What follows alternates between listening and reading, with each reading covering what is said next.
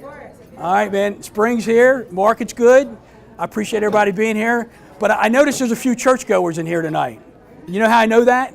Because the churchgoers always sit in the back. So that group over there, they go to church, and that group over there, I know they go to church. You know, so that's what happens in church. Everybody goes to the back first, and then comes up front. So, and you're in the middle. That means you want to listen. You want to pay attention, right? So, you know, I've been doing this about 14 years, and last quarter it was special to me. I talked about a word of the year, surrender. We told a story. It was pretty personal, close to me. So if you haven't been here and haven't seen it, go on YouTube. You can take a look at it. So every one of these meetings, I think to myself, what am I going to talk about? I like to tell the story because I like to communicate a lesson or an experience through a story that resonates with you. So they're like my stories, but how can it resonate with you in a certain way? So speaking of that, some of you know and some of you don't know, I've been working on a book for 14 years. And I'm a slow writer, I'm a slow learner. And just last night, I turned in my 4th set of edits. Okay, so they were due May 1st. I turned them in last night, and now I'm waiting for her. So it'll be in the editor's hands for about 2 weeks, 3 weeks. She'll bring them back to me. Got to clean it up, and hopefully by July 4th, this thing's ready to go. So we'll see what happens there. So she asked if I had a title. So that's part of this process is that can change. The titles can change, and I had written the whole thing, and the book is really it's about awareness, it's about reflection, and it's about how it brings you a life of fulfillment. That's what the book is really about. But when I first wrote it, I was rushing through like, okay, gotta have a title, and I titled it A Pathway to Peace. And I felt that was good because if I hit all these things, I'm going to be at a place of peace. And I apologize, it's kind of loud, isn't it? I don't know, I can't do much about that. But anyway, so when I got the edits back, and let me tell you, it's like somebody bled all over the manuscript, you know, if you can imagine that, right? So all these red line outs, cross this out, cut this out, I don't like this, I don't like that, you know? And so it's humbling, it's very humbling. So I put it all together, and so I sat down at my desk, and I was telling Lynn earlier tonight that the way I put this book together is I sat in my chair one night, and I thought of chapter titles. I had one-word chapter titles. And I got this big whiteboard in my office, my home office, and I just wrote down 15 single words chapter titles, and I had spaces in between each chapter title. And I would sit there and I would think, okay, I need a story to convey a message under each chapter title, and it'd be 2 or 3 stories under each chapter. And so I would do that. So for a couple of weeks, I would sit there, story for this, a story for this, a story for that, and I'd put it all together. And then I'd come back and sit there in the morning, and I'd reflect on, okay, how can I connect a story with this chapter title that's going to deliver a message that's going to impact people? So it's taken 14 years to do that. No, really, what happened was 2005, I thought about writing this book, and I didn't feel that I was worthy of it. I didn't feel I was good enough to be an author or feel like I had a message that was going to really resonate with anybody. So it was stop and go, stop and go, stop and go. So finally, I made a commitment about 3 years ago to really hit this thing hard. So finished it up, got the edits back once, sent them back, got them back again, sent them back, got them back again. And it's a job. It's a job, and it takes time. But through all that, the message that we're going to hear tonight is, when we're going about our days, our weeks, our lives, do we feel that sometimes that there's a voice in our head talking to us? Do we feel like something's telling us to do something, and we get this like grand idea, man, something's telling me to do this, it's a really good idea, and I should really do this, and all of a sudden we start saying, maybe I shouldn't. Maybe I shouldn't. That ever happen to anybody? You know, the voice in your head, I call it listening to the voice in your head, right? And I joined Toastmasters 15, 16 years ago, and when I first started, I would talk personal growth stuff. And people hear it, but it doesn't connect unless there's a story behind it. So then I got involved in this real estate coaching company, and I met this guy, and his name was Curtis Oakes. And he calls me up one day, he goes, Rob, something tell me I should call you today. And we're talking. And he was a big guy, man, 6'6", and I mean, big guy, you know, preacher guy too, right? And he says to me, he goes, Rob, he goes, something's telling me to share this with you. He says, you will go to the next level in your life and the next level in your business when you start to listen to that voice inside your head. I'm like, that's interesting. And I said, tell me a little more. And he started to explain, we get these great ideas in our mind, and it's the voice talking to us. And you're like, man, this is fantastic. And then all of a sudden, we do everything we can to downplay that voice. We do everything we can to say, maybe that's not a good idea. But the way I think through it is if something good is coming my way, if I'm getting this good idea, I'm feeling it's coming from a higher power. I'm feeling it's coming from God. So why do we downplay that? Why do we fight that all the time? So he says, Rob, you will go to the next level in your life and the next level in your business when you start to trust that voice. So I'm in Toastmasters, started about 15 years ago. I was giving all these speeches, and I started telling stories with the speeches, and I started getting better and better at it. And we were at a funeral, actually, for one of the Toastmasters, and this lady comes up to me at the memorial service, and she says, Rob, she goes, I have a Toastmasters group in prison, and I'd like you to be the guest speaker. And I said, what do you mean by that? So I got to tell you first, I got a confession for you. I've been in prison before, but just as a guest. But what happened was, so she asked me to go into prison. The name of the club in Toastmasters in prison in Jessup was the New Genesis Club, New Beginning, right? And these are people that were getting out of prison within the next 1 month to 4 years. So they're in this place. So I mean, anybody ever been to Jessup, whether it's a guest or locked up? It's a pretty intimidating place. It's really intimidating. So I'm like, I agreed to be the speaker. So in Toastmasters, there's all these different roles you can play during a meeting. Okay, so there's like maybe 16, 17 roles. I keep looking at Lynn for this because she's a fellow Toastmaster. And Toastmasters is a public speaking forum where you learn to become a better public speaker. But in the process, you become a better listener. And you learn to ask the right questions. So people think it's all about the speaking side, it's about the listening side too. And everyone in here should or could either take a Dale Carnegie class or join Toastmasters because it will enhance your business capabilities. You'll be a better business person, you will. So I joined Toastmasters. This lady asked me to do the speech, and I'm going to go into prison. And one of the roles is to be you're an evaluator. So there might be a person who's speaking, but there's somebody who evaluates the speech. And it can be humbling, and it's like you have an objective going into the speech, and that person has to evaluate if you hit your marks on that objective. So the point of me going to prison to be a speaker, and they were having an evaluation contest. So 10 inmates were going to evaluate my speech. Now, granted, I had 7.5 minutes to give this speech. So the day I agreed to it, I'm like, all right, I don't want to just go in and give some canned speech. I'm going into prison. These guys have been locked up for so many years, months, whatever. I want to have an impact on them. I want to give them a message of hope. So I'm thinking, what could I do? And I'm thinking, thinking for a few days, a week or whatnot. So one night I'm actually at a Toastmasters meeting, and I'm sitting at my table, and I wasn't paying attention because I was doodling. I was thinking about this speech in prison. I'm thinking, I can't believe I'm going to go into prison and give a speech, and I've never been there before. What can I do to impact these guys? So I had a napkin in front of me. I had a pen, and I'm just writing some titles of speeches. And all of a sudden, the voice in my head comes to me and says, jailbreak. And I'm like, wow, that is a great speech topic for guys in prison. I'm like, this is awesome. I'm going to do a speech about breaking out of jail. And then I started thinking to myself, maybe that's not a good idea. And I started saying, if I go in there, because what happens when you give a speech, they introduce you and they say, like, Rob Commodari, the title of his speech is Jailbreak. Rob Commodari, Jailbreak, right? That's how you're introduced. So I'm like, as soon as they introduce me and they say the words jailbreak, am I going to hear the guards in the hall cocking their rifles saying, we got to put an end to this real quick, right? So I'm thinking, I can't do it. I'm trying to think of other titles.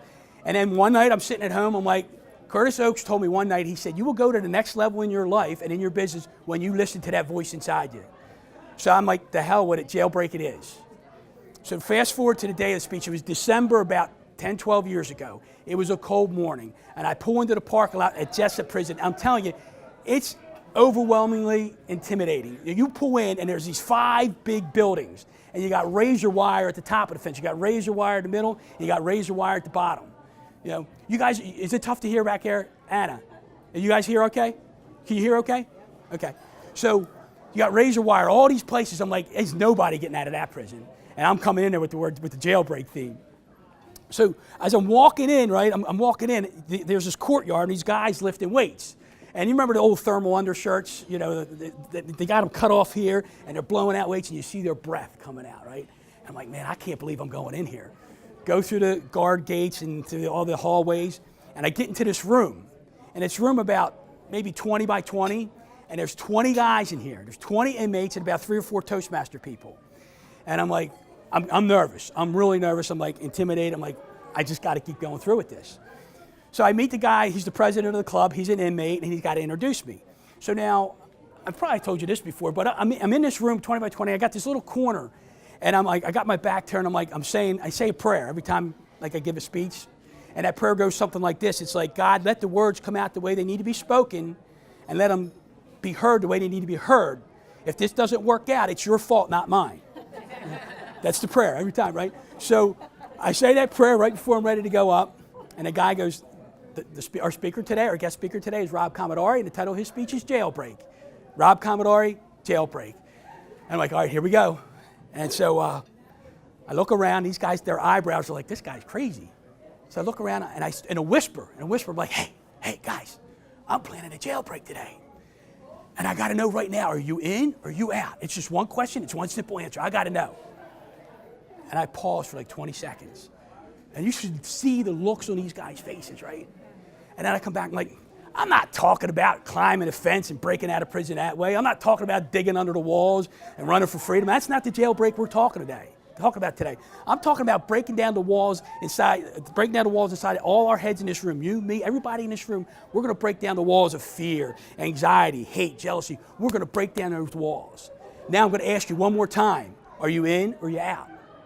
And I swear I felt like I was watching Arsenio Hall show. They all jumped up, woo, woo, woo, woo, woo, like that, right? And so I'm like, God, we got him right where we want him, right? So I go on to tell give them this message of hope, and I did a lot of analogies with Shawshank Redemption. Everybody know the movie Shawshank Redemption, right? So one of the points in the movie is Andy Dufresne is talking to Red one point in the courtyard. Everybody see the movie Shawshank? One of my favorite movies. And Andy Dufresne is talking about getting out of jail. He's talking about going to San Juan. He's talking about this dream he has. And Red, he goes, those are, can I cuss it? They're shitty pipe dreams. That's what he says. They're shitty pipe dreams. And he goes, no, they're not, you know? And he goes, what I have here, it's here and here, it's hope. And that's how I want to break down those walls tonight with these inmates, is I want to give them hope to break down the walls to get to where they want to go. So he's talking about that, and what happens is we see prisoners, they go in prison, right? And you see the movies, you hear the stories, and we say they're institutionalized. What does that mean? They're institutionalized. First of all, they go in prison, they're scared to death. They're scared to death, right? And then they get a little used to it. They get comfortable with it because they got to get used to the new norm. And then they depend on that fear because they're there. They're depending on that to survive in prison. Well, what do we do outside of prison? We create our own prisons in our own minds because we're afraid of something. We're scared to death of starting something new. And then we get used to that fear, and then we depend on fear to motivate us to do something. So we institutionalize ourselves in our own minds, even though we're not in prison. We create our own internal prisons. So I was telling a lot of analogies like that. But if you remember the end of the story, the end of the movie, Andy Dufresne, he escapes by crawling through 100 or 300 yards of a waste pipe. That's how he escaped. So I got 20 guys in front of me. Call them thugs, call them whatever you want to call them. And I'm like, guys, I need you to do me a favor. I got a minute left here, and I need you to close your eyes. I need you to think a little bit. And what I want you to think about is, today's your last day in prison. And you're going to get out tomorrow, and you're going to be in freedom. You're going to be living your life of freedom. But as you go to bed tonight, I want you to think about that guard shutting that cell door at night, and hitting that boom, and think, I'm never going to hear that noise again. And you just walked 500 feet down that hall. Now you got 1,000 feet left. And as you're walking down the hall that next morning, you hear the echo of the guard's shoes going click, clack, click, clack. I'm never going to hear that noise again. I'm 500 feet to my freedom. So you're approaching the entrance or the exit of the prison, and you're walking forward 100 feet, 50 feet, 20 feet, 10 feet to go. It's all you got left. And you get to the opening of the door, and you're going out. You can't go back. And you got to ask yourself one final question before you exit that prison. And that question you got to ask yourself is this: do I get busy living or do I get busy dying? What do you choose? And I stopped the speech right there. And I'm telling you, it was Arsenio Hall on steroids. These guys jumped out of their chairs, they're hooting and hollering, and it was it. It was the end of the speech. So now 10 guys got to evaluate me. They got to evaluate the speech. So they take these 10, they go out of the room, and they go into a separate room. They got to write all their notes down. And then they got to come back and evaluate. But while they're in the other room, some guy comes running in from the courtyard, got a busted lip. Lockdown. We got a lockdown. Good old-fashioned lockdown. No one could go anywhere for the next 45 minutes. So I'm in a room with 10 guys, and there's these other 10 guys in another room. So for 45 minutes, I'm just walking around and I'm talking to the guys just like we're talking tonight. And I'm asking them, what did you do? Tell me your story. Tell me your story. Tell me your story. And I was getting everybody's story. And what I learned is any one of us tonight could make a mistake and end up in prison tomorrow. Any one of us. There was a dentist in there. He was a dentist, and he got caught up in a Ponzi scheme, and he got locked up for 7 years. Any one of us, anything could happen at any time if we make the mistake, right? So it was cool to experience that. In fact, I'll tell you a funnier story, is I delivered newspapers. I had a Baltimore Sun route. It was an agency where I had 3,000 customers and 16 people working for me. So it was a big thing in Federal Hill. And so I had told them that, hey, I delivered papers in Baltimore, right? And this one guy goes, Rob, I think I know you. And I'm like, what's your name? He gave me his name. I'm not going to say it. And I'm like, oh my God. I said, Warren Avenue. He goes, yeah. I said, 223 Warren Avenue. He goes, that's me, right? The guy's in prison. I'm talking to him, right? So he told me his whole story. Anyway, so the lockdown ends. The guys come back in. And now one at a time, they're going to give their feedback or their evaluation of my speech. So the guy's standing up in front of everybody. There's 19 guys out there, and I'm sitting on the side. So the guy's giving his evaluation, and he's talking to me. He's not talking to the other 19 guys. So one of the Toastmaster guys says, look, when you give your evaluations, look out at everybody. Don't look at Rob. And I'm like, Don, I'll fix that right now. And he goes, what are you going to do? I'm like, I'm going to go sit right in the middle of everybody. So it's me and 19 inmates surrounding me. I'm feeling right at home, right? So the guy, one after one, they give their presentation, evaluation. Last guy stands up. And he gets up, he's at the podium, he goes, Mr. Rob, he says, thank you so much for coming down here today and sharing that message with us. We appreciate it. We appreciate your energy and your confidence. Thank you so much for doing that. But Mr. Rob, he says, please don't get mad at me for what I'm about to tell you. I'm like, okay. He goes, please don't get mad at me. I'm like, you're fine. He goes, Mr. Rob, he goes, if I didn't know any better, I would have thought you were one of us. So he says that, right? And everybody's sitting around and they're like, how's he going to react to that, right? And I look at the guy and I said, look, you just paid me the best compliment you could have paid me. Because I came down here today to give you guys a message of hope, to connect with you. And by what you just said, you just proved the point that I connected with you. So, and I said, I'll tell you one more thing. I said, I'll be back, right? So these guys, it was such a cool story. And when I get my car and I leave the prison, and I look at my rearview mirror, and I'm looking at the sky, I'm looking at the fence. I'm like, the Spirit was there. The Spirit was there in that moment. There's no question in my mind. But it wouldn't have been there. It wouldn't have happened the way it happened if I wouldn't have listened to the voice inside my head. Because years later, about 2 or 3 years later, I get a letter from one of those inmates. I get a letter telling how they were inspired and asking me to help them when they get out of prison. Now, I talked to some people who said, you don't want to respond, But I got a letter. So when we listen to the voice inside of us, when it's a really good thing and you believe it's a good thing, we got to follow it. And sometimes what happens is the voice is there, we don't even hear it, or the voice is there, we hear it and we don't act, or the voice is there and we take action. And when we take action sometimes, we can fail. We can fall on our face. We can mess up, or we can succeed at a very high level, or we can have an impact on people. So when that voice is talking to you, be aware of it. Be aware that it's there. It's telling you something. And there's a reason it's telling you something. It might be asking you to act on something that you're not ready to act on. And that's about stretching yourself to be uncomfortable, to get comfortable. Or get comfortable being uncomfortable. Does that make sense? So the voice, some of you probably sitting here right now thinking, when has the voice talked to me? I haven't listened. When has the voice talked to me and I have listened? The voice is always there. It's always there, and you got to pay attention to it, because when you do, great things can happen. So I appreciate you guys being here again today, and be ready for a story in 3 months from now, because I have another one for you. All right? Thank you so much. Move along.